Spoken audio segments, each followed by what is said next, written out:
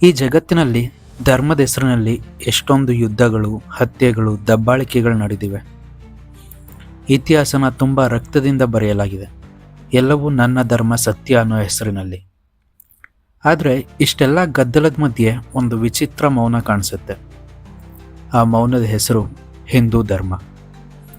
ಯಾಕೆ ಸಾವಿರಾರು ವರ್ಷಗಳ ಹಿಂದೂ ಇತಿಹಾಸದಲ್ಲಿ ಕನ್ವರ್ಟ್ ಆರ್ ಡೈ ಅನ್ನೋ ಘೋಷಣೆ ಕಾಣಿಸೋದೇ ಇಲ್ಲ? ಯಾಕೆ ಹಿಂದೂ ರಾಜರು ಆಡಳಿತ ನಡೆಸಿದ ಕಾಲದಲ್ಲಿ ಮತಾಂತರ ಕಡ್ಡಾಯವಾಗಿರಲಿಲ್ಲ? ಯಾಕೆ ಯಾರೂ ಬಂದು ನಿನ್ನ ದೇವರು ತಪ್ಪು, ನನ್ನ ದೇವರು ಸರಿ ಅಂತ ಕತ್ತಿ ತೋರಿಸಲಿಲ್ಲ? ಇದು ಕೇವಲ ಸಹಿಷ್ಣುತೆ ಅಲ್ಲ, ಇದು ಕೇವಲ ಒಳ್ಳೆತನನೂ ಅಲ್ಲ. ಇದರ ಹಿಂದೆ ಒಂದು ಆಳವಾದ ತತ್ವಶಾಸ್ತ್ರ ಇದೆ. ಇವತ್ತು ನಾವು ಅದನ್ನೇ ಅರ್ಥ ಮಾಡ್ಕೊಳ್ಳೋಣ.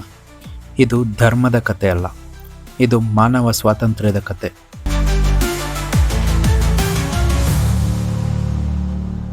ಮೊದಲು ಒಂದು ಪ್ರಶ್ನೆ ಕೇಳಬೇಕು. ಬಲವಂತದ ಮತಾಂತರ ಅಂದರೆ ಏನು?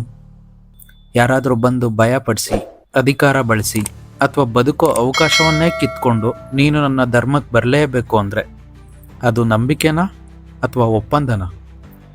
ಭಯದಿಂದ ಒಪ್ಕೊಂಡ ನಂಬಿಕೆ ನಿಜವಾಗಿಯೂ ನಂಬಿಕೆನಾ? ಹಿಂದೂ ತತ್ವಶಾಸ್ತ್ರ ಈ ಪ್ರಶ್ನೆಗೆ ಸಾವಿರಾರು ವರ್ಷಗಳ ಹಿಂದೆನೇ ಉತ್ತರ ಕೊಟ್ಟಿತ್ತು.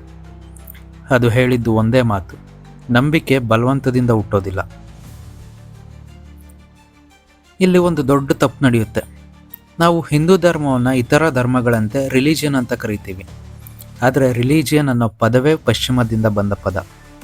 ಅದರ ಅರ್ಥ ಕಟ್ಟಿ ಹಾಕೋದು.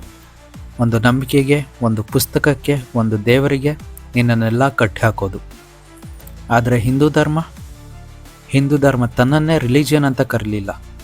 ಅದು ತನ್ನನ್ನೇ ಧರ್ಮ ಅಂತ ಕರೀತು.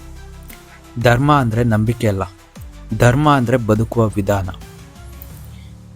ನೀನು ಯಾವ ದೇವರನ್ನ ಪೂಜಿಸ್ತೀಯೋ ಅನ್ನೋದು ಮುಖ್ಯ ಅಲ್ಲ, ನೀನು ಹೇಗೆ ಬದುಕ್ತೀಯ ಅನ್ನೋದು ಮುಖ್ಯ. ನೀನು ಸತ್ಯವಾಗಿದೆಯಾ? ನೀನು ನಿನ್ನ ಕರ್ತವ್ಯ ಮಾಡ್ತಿದೀಯಾ? ನೀನು ನಿನ್ನ ಕರ್ಮಕ್ಕೆ ಹೊಣೆ ಹೊತ್ತಿದ್ಯಾ? ಇವಷ್ಟೇ ಪ್ರಶ್ನೆಗಳು.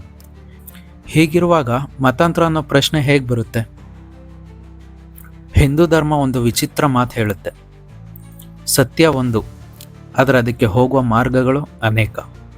ನೀನು ಯಾವ ದಾರಿಯಲ್ಲಿ ಹೋಗ್ತೀಯೋ ಅದು ನಿನ್ನ ಆಯ್ಕೆ. ಯಾರು ನಿನ್ನ ಒಂದೇ ದಾರಿಗೆ ತಳ್ಳೋದಿಲ್ಲ.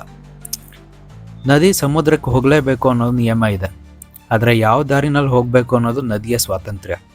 ಹಿಂದೂ ಧರ್ಮನೂ ಅಷ್ಟೇ. ಇಲ್ಲಿ ಕರ್ಮದ ಮಾತು ಬರುತ್ತೆ. ಹಿಂದೂ ಧರ್ಮ ಹೇಳುತ್ತೆ, ನಿನ್ನ ಜೀವನಕ್ಕೆ ನೀನೇ ಕಾರಣ. ನೀನು ಮಾಡಿದ ಕೆಲಸದ ಫಲ ನಿನಗೆ ತಾನೇ ಬರುತ್ತೆ. ಇಲ್ಲಿ ಯಾರೂ ಹೇಳಲ್ಲ, ನೀನು ನನ್ನ ದೇವ್ರನ್ನ ನಂಬಲಿಲ್ಲ ಅಂದರೆ ನರಕ ಅಂತ. ಇಲ್ಲಿ ಹೇಳೋದು ಒಂದೇ ಮಾತು: ನೀನೇನು ಮಾಡ್ತಿದ್ಯೋ ಅದಕ್ಕೆ ನೀನೇ ಹೊಣೆ. ಈ ತತ್ವಶಾಸ್ತ್ರದಲ್ಲಿ ಭಯಕ್ಕೆ ಜಾಗ ಇಲ್ಲ. ಭಯ ಇಲ್ಲದ ಜಾಗದಲ್ಲಿ ಬಲವಂತಕ್ಕೆ ಅವಕಾಶ ಇಲ್ಲ. ಮೋಕ್ಷ ಅನ್ನೋ ಪದ ಕೇಳಿದಾಗ ಬಹಳ ಜನರಿಗೆ ತಪ್ಪು ಕಲ್ಪನೆ ಇರುತ್ತೆ. ಮೋಕ್ಷ ಅಂದರೆ ಸ್ವರ್ಗಕ್ಕೆ ಟಿಕೆಟ್ ಅಲ್ಲ. ಮೋಕ್ಷ ಅಂದರೆ ರಿವಾರ್ಡ್ ಅಲ್ಲ. ಮೋಕ್ಷ ಅಂದರೆ ನಿನ್ನ ಅಜ್ಞಾನದಿಂದ ಮುಕ್ತಿ ಆಗೋದು. ಜ್ಞಾನವನ್ನು ಯಾರೂ ಬಲವಂತವಾಗಿ ಕೊಡೋದಕ್ಕೆ ಸಾಧ್ಯ ಇಲ್ಲ. ನೀನು ಅರ್ಥ ಮಾಡ್ಕೊಳ್ಬೇಕು, ನೀನೇ ಅನುಭವಿಸ್ಬೇಕು. ಅದಕ್ಕೆ ಸಮಯ ಬೇಕು, ಸ್ವಾತಂತ್ರ್ಯ ಬೇಕು. ಇತಿಹಾಸ ನೋಡಿದರೆ ಭಾರತ ಒಂದೇ ನೆಲದಲ್ಲಿ ಅನೇಕ ತತ್ವಶಾಸ್ತ್ರಗಳನ್ನು ನೋಡಿದೆ. ಆಸ್ತಿಕ, ನಾಸ್ತಿಕ, ಬೌದ್ಧ, ಜೈನ ಎಲ್ಲರೂ ಬದುಕಿದ್ರು. ಚರ್ಚೆ ಆಯಿತು, ವಾದ ಆಯಿತು, ಆದರೆ ಕತ್ತಿ ಎತ್ತಲಿಲ್ಲ. ಯಾಕಂದರೆ ಇಲ್ಲಿ ಸತ್ಯಕ್ಕೆ ರಕ್ಷಣೆ ಬೇಡ ಅನ್ನೋ ನಂಬಿಕೆ ಇತ್ತು. ಇನ್ನೊಂದು ಧರ್ಮದ ಜೊತೆ ಹೋಲಿಸಿದರೆ ವ್ಯತ್ಯಾಸ ಸ್ಪಷ್ಟವಾಗುತ್ತೆ. ಒಂದೇ ಸತ್ಯ, ಒಂದೇ ಮಾರ್ಗ, ಒಂದೇ ಪುಸ್ತಕ. ಅದಕ್ಕೆ ವಿರುದ್ಧವಾಗಿ ಹಿಂದೂ ತತ್ವಶಾಸ್ತ್ರ ಹೇಳುತ್ತೆ: ಸತ್ಯ ದೊಡ್ಡದು, ನೀನು ಚಿಕ್ಕವನು. ನಿನ್ನ ಬುದ್ಧಿಗೆ ಅರ್ಥವಾಗುವ ದಾರಿಯಲ್ಲಿ ನೀನು ಹೋಗು. ಅದಕ್ಕೆ ಹಿಂದೂ ಧರ್ಮ ಯಾರನ್ನೂ ಕರೀಲಿಲ್ಲ, ಯಾರನ್ನೂ ಒತ್ತಾಯಿಸಲಿಲ್ಲ.